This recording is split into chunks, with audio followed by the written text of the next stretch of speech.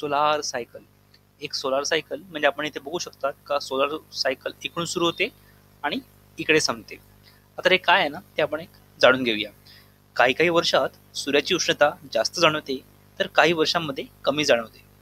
Solar सायकलमध्ये दोन प्रकार असतात. एक असते ते म्हणजे जास्त सूर्यप्रकाश असलेले वर्ष, आपण इथे बघू शकता.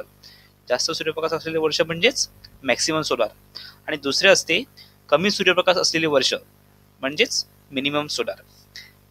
या तथ्यामध्ये आपण सोलार सायकल बघू शकतात. एक्स ऍक्सिस वरती आपण वर्ष इकडे बघू शकतात आणि वाय ऍक्सिस वरती आपण टेम्परेचर बघू शकतात. जेव्हा सूर्याची किरणे पृथ्वीवर जास्त प्रमाणात पडतात किंवा ज्या वर्षी सूर्यप्रकाश जास्त असतो त्या वर्षाला मॅक्सिमम सोलार आपण इथे बघू शकतात मॅक्सिमम सोलार असे म्हणतात. म्हणजेच जास्त सूर्यप्रकाश असलेले वर्ष आपण इथे बघू शकतात की 2014 जर का आपण बघितले, हे आहे 2015, हे 2014 साली, तसेच 2001 साली हे मॅक्सिमम सोलार होते.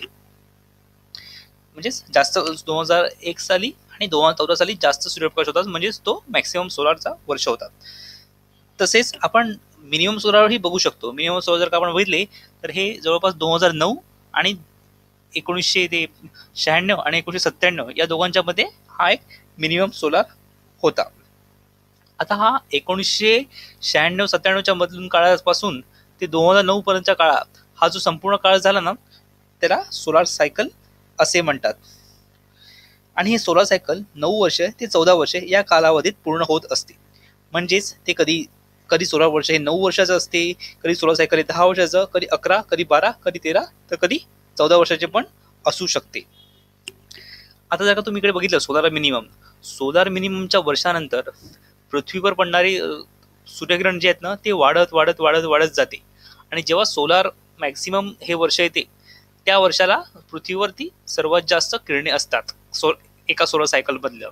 आता आपण 23 सोलार सायकलची गोष्ट करत आहोत. आणि सोलार मॅक्सिमम नंतर पृथ्वीवर पडणारी किरणे, पृथ्वीवर सूर्याची पडणारी किरणे ही कमी होत जातात.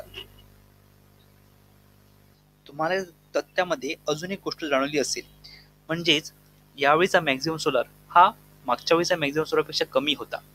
तसेच हा जो मॅक्सिमम सोलार होता ना तो त्याच्याही मागच्या वेळीच्या मॅक्सिमम सोलार पेक्षा कमी होता. आपल्याला इथे मॅक्सिमम सोलार आणि मिनिमम सोलारच्या काही डिटेल इन्फॉर्मेशन विकिपीडियावरती भेटू शकतात. आपण त्याच्या डिटेलमध्ये जाणार नाहीयेत. आपण आपला जो मेन टॉपिक आहे त्या टॉपिकवरती आता कॉन्सन्ट्रेट करणार आहोत. ठीक आहे, तर आता आपण पुढच्या कॉन्सेप्टवरती म्हणजेच ग्रँड सोलार मिनिमम या कॉन्सेप्टवरती जाऊया. जेव्हा पृथ्वीवरती जास्त वर्षासाठी कमी सूर्यप्रकाश असतो तेव्हा त्या काळाला कमी सूर्यप्रकाश असलेला काळ किंवा ग्रँड सोलार मिनिमम असे म्हणतात. आणि जेव्हा जास्त काळासाठी जास्त सूर्यप्रकाश असतो तेव्हा त्याला ग्रँड सोलार मॅक्सिमम असे म्हणतात. आपण ना इथे ग्रँड सोलार मिनिमम या बाबतीत बोलणार आहोत. कमी सूर्यप्रकाश असल्याने पाण्याचे बाष्पीभवन होणार नाही आणि पाण्याचे बाष्पीभवन न झाल्याने पाऊस नाही पडणार तर शेती कशी होणार. म्हणजेच या काळात अन्नधान्याचा तुटवडा होऊ शकतो. आपल्या अवतीभोवती असे काही बॅक्टेरिया असतात की जे जास्त तापमान सहन नाही करू शकत आणि ते मरून जातात. म्हणजे जास्त सूर्यप्रकाश असल्यावरती ते बॅक्टेरिया मरून जातात. तर मग कमी सूर्यप्रकाश असलेल्या कारणाने ते मरणार नाहीत व त्या काळात म्हणजेच ग्रँड सोलार मिनिममच्या काळात रोगराई वाढू शकते. नासाचे असे म्हणणे आहे की आता पुन्हा ग्रँड सोलार मिनिममचा काळ येणार आहे. अर्थात नासाच्या चंद्र मोहिमेबद्दल म्हणजेच 1969ला नील आर्मस्ट्रॉंग आपल्या साथीदारांसोबत चंद्रावर उतरला त्या मोहिमेबद्दल काहीकांच्या मनात शंका आहे. म्हणजे खरोखरच चंद्रावर माणूस उतरला या गोष्टीवरती काहीकांचा विश्वास बसलेला नाहीये. पण जगातील भरपूर एक्सपर्ट्सच्या मते लवकरच हा ग्रँड सोलार मिनिममचा काळ येणार आहे. आपण आईस एज हा पिक्चर बघितलाच असेल. त्या पिक्चर सारखेच तसे काहीसे होईल असं काहीकांचं मत आहे. आता या ग्रँड सोलार मिनिममच्या बाबतीत तज्ञांच्या बोलण्यात एक वाक्य तर नाही आहे. म्हणजे काहीकांना वाटते का 2030 सालापासून हा ग्रँड सोलार मिनिमम हा कालखंड चालू होणार आहे, तर काहीकांना असे वाटते की 2022 सालापासून. नाही, माझा हेतू लोकांना घाबरवण्याचा नाही आहे. तसे काही मीडियावाले करतात, किंवा काही प्रायव्हेट कंपन्यावाले करतात. प्रायव्हेट कंपनीवाले तुम्हाला हे होईल ते होईल किंवा या वयात तुम्हाला हा आजार होऊ शकतो, तो आजार होऊ शकतो, तेव्हा त्या वयात तुम्ही आमच्या कंपनीचा या गोळ्या घ्या असे म्हणतात. माझा हेतू हा लोकांमध्ये जागरूकता निर्माण करणे हा आहे आणि मी माझ्या परीने काही उपाय सुचवू इच्छितो आहे. या आधीच्या ग्रँड सोलार मिनिमम मध्ये काय काय वतात झाली किंवा किती जीवाची हानी झाली हे आपण एका व्हिडिओच्या माध्यमातून जाणून घेणार आहोत. या आधीचा ग्रँड सोलार मिनिमम हा काळ 1645 सालापासून 1715 या सालापर्यंत होता. या काळात फेमममुळे पृथ्वीवरती थंड वातावरण आणि पूर आले होते. जर का तुम्हाला ह्याची लिंक पाहिजे असेल तर मी खालती डिस्क्रिप्शन मध्ये ह्याची लिंक्स प्रोव्हाइड केलेली आहे. ठीक आहे, आपण ना या काळामध्ये काय काय जीवितहानी झाली ना ते जाणून घेणार आहोत. 1630 साली भारतात जवळपास 20 लाख लोक या फेममुळे मारले गेले होते. 1648 ते 1653 या सालामध्ये युरोपमधील बहुतांश भागांमध्ये फेममुळे हाहाकार माजलेला होता. 16व्या शतकाच्या पहिल्या काही वर्षांमध्ये लगातार 2 वर्षात भारतात पाऊसच नव्हता पडलेला. 1680 सालात फेममुळे सर्डानिया या प्रांतामध्ये जवळपास 80,000 लोकांना आपले प्राण गमवावे लागले होते.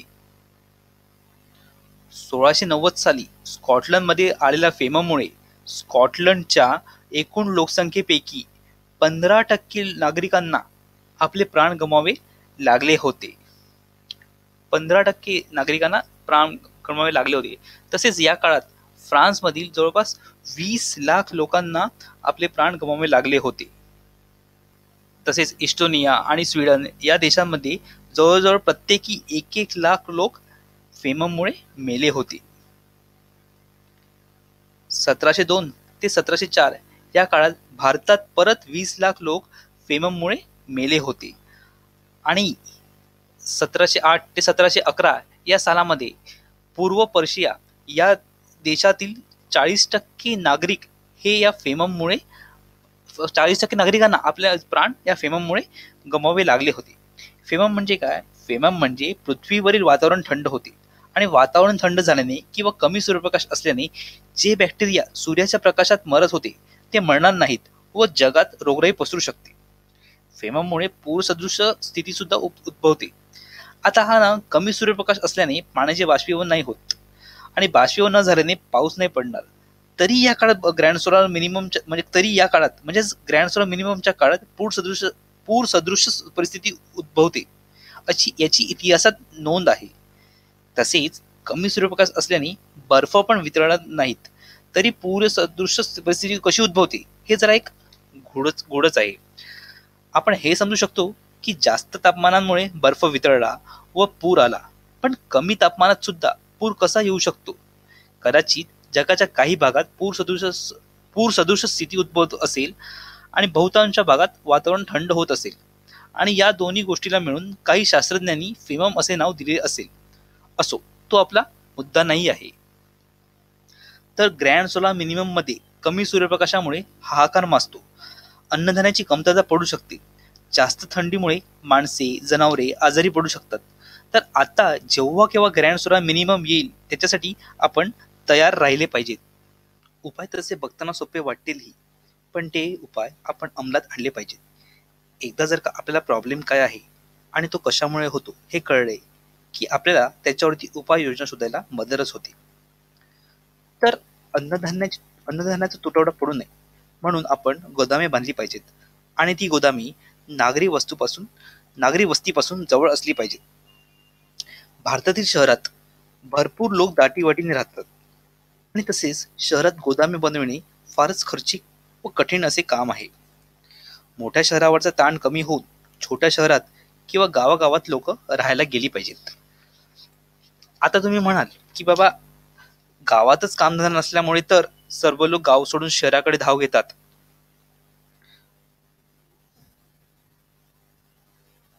गावातच तरुणांना रोजगाराची संधी कशी उपलब्ध होऊ शकते यावर मी एक व्हिडिओ बनवलेला आहे, तो तुम्ही नंतर बघू शकतात. या व्हिडिओची जी लिंक आहे ना मी खालती डिस्क्रिप्शन मध्ये देत आहे, ती तुम्हाला नंतर तुम्ही पाहिजे तर तुम्ही ती बघू शकता. थोडक्यात या व्हिडिओबद्दल सांगायचे म्हटल्यावरती 10 गावाचा आपण एक समूह बनवायचा आणि 10 गावातील लोकांना लागणारे गोडे तेल किंवा खायचे तेल 10 गावापैकी एका गावात बनवायचे. म्हणजे भुईमुगाची आणि सूर्यफुलाची शेती करणाऱ्या शेतकऱ्यांचा माल गावातच विकला जाईल. तसेच जास्वंद आणि नारळापासून बनलेल्या तेलाचा उपयोग डोक्याला लावायच्या तेलासाठी होऊ शकतो. म्हणजेच शेतकऱ्यांचा माल पण गावातच विकला जाईल आणि तरुणांना रोजगार सुद्धा गावातच उपलब्ध होईल.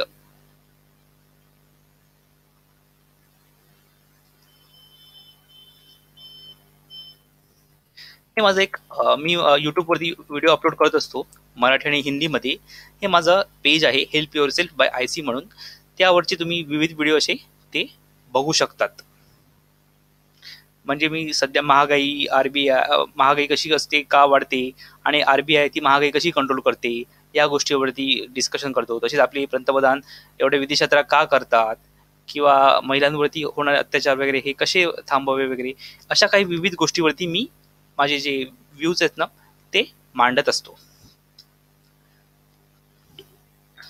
हा तर मोठ्या शहरातील लोकसंख्या कमी करून छोट्या शहरात किंवा गावागावात आणायची आणि त्या नागरी वस्तीजवळ अन्न व्यवस्थेचा पुरवठा असेल याची काळजी घ्यायची. तसेच नागरी वस्तीजवळ तेलाच्या व कोळशाच्या साठ्याचा पण व्यवस्था करून ठेवावी लागेल. तेलाचा आणि कोळशाचा उपयोग ऊर्जेसाठी होऊ शकतो. म्हणजे कसं असते, आता कमी सूर्यप्रकाश असल्यावरती ना आपल्याला ऊर्जेची ती गरज लागणारच.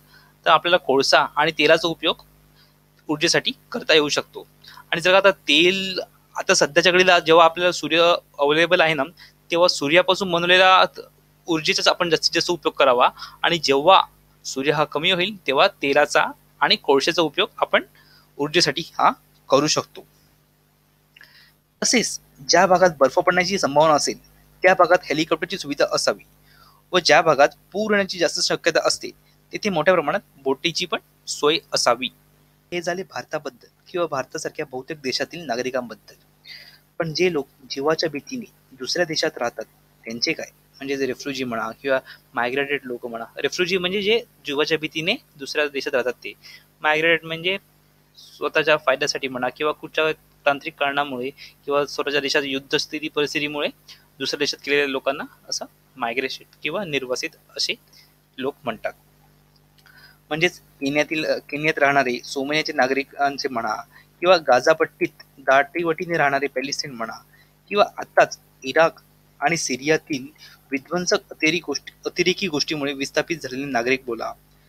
त्यांना सध्या तरी वर्ल्ड बँक, संयुक्त राष्ट्र आणि काही NGO कडून अन्नधान्याची मदत ही भेटत आहे. पण त्यांना अशी मदत करण्यापेक्षा त्यांना कामे द्यावीत. आपल्याला तर माहितीच आहे की खाली दिमाग शैतान घर ते. म्हणजे त्यांना कामं नसले ना तर त्यांचा कल हा गुन्हेगारी प्रवृत्तीकडे वळू शकतो. आता जर्मनी देशातीलच कलोन या शहरातीलच गोष्टच बघूया. 30 डिसेंबर 2015 साली च्या रात्री म्हणजेच नवीन वर्षाच्या आरंभासाठी जमलेल्या महिला नागरिकांसोबत काही निर्वासित लोकांनी गैरवर्तन केले. तसेच स्वीडन सारख्या देशातील प्रॉब्लेम पण माहितीच असेल. म्हणजे तिथे फार मोठ्या प्रमाणात रेप किंवा बलात्कार आहेत ना हे फार मोठ्या प्रमाणात तिकडे हे होत असतात. विकसित आपण ना या गोष्टीवर पुढे एका गोष्टीवरती डिस्कस करणार आहोत. म्हणजे विकसित देश, विकसनशील देश व मायग्रेशन या विषयावरती आपण नंतर बोलूच. तर आता आपण ना आपल्या मुख्य मुद्द्यावरती येऊया. म्हणायचा मुद्दा हा आहे की तुम्ही एखाद्या माणसाला किती वर्ष मदत करू शकतात. त्याला त्याच्या पायावर कधी ना कधी हे उभं राहावेच लागणार ना. तर त्याला अशी मदत करण्यापेक्षा त्याला आपण कामे द्यावीत. अजून एक गोष्ट मला इथे नमूद करावीशी वाटते ती म्हणजे भारतीय मीडियाबद्दल. म्हणजे मीडिया अशा गोष्टीची चर्चा का करत नाही आणि ते कुठच्या गोष्टी चर्चा करत असतात तर कोणी कोणाला काय म्हटले याच्यावरच त्यांचा सगळा फोकस असतो. म्हणजे काही मीडियावाले खोट्या बातम्या तर देतात पण अशा महत्वाच्या गोष्टीकडे का दुर्लक्ष करतात ह्याच गोष्ट मला समजत नाही. धन्यवाद.